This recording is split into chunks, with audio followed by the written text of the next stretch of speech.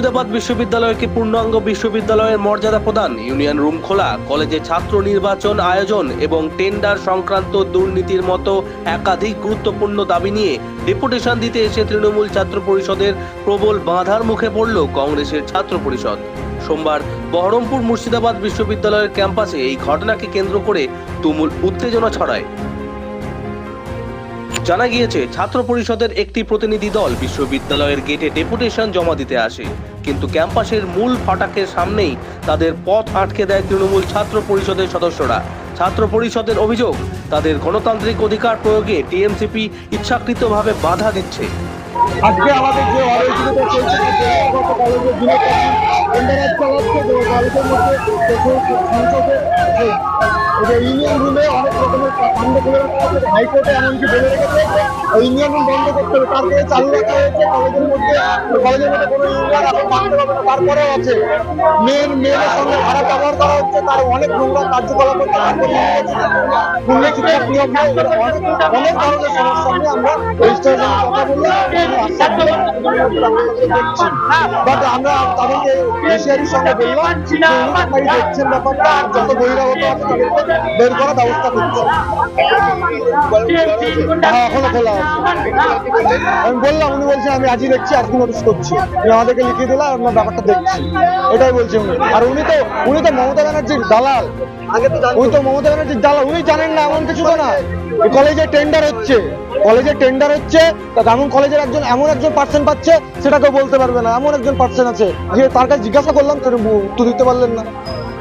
কলেজে admission 30% admission হয়েছে, 70% admission হয়নি, কিন্তু সেই কোশ্চেন করার পরেও যে রেজিস্টার উত্তর দিতে পারলেন না।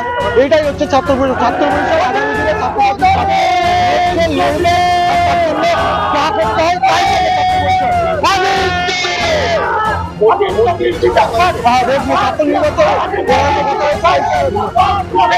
আগামী দিনে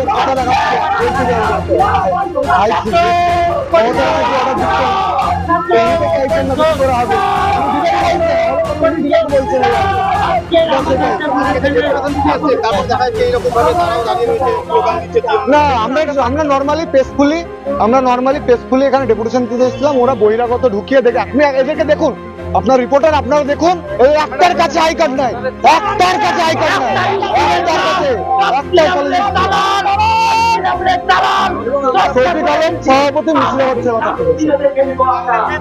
অন্যদিকে টিএমসিপির দাবি, বহিরাগতদের ঢুকিয়ে ক্যাম্পাসের অশান্তির সৃষ্টি করার চেষ্টা করছিল ছাত্র পরিষদ। দেখেন, বিষয়টা হচ্ছে যে প্রথমে যেটা বলা, ওদের যে দাবি ডেপুটেশনে যেটা বলছে যে ছাত্র পরিষদের যে রুম, তৃণমূল ছাত্র পরিষদের যে রুম, ইউনিয়ন রুম, সেটা খোলা আছে।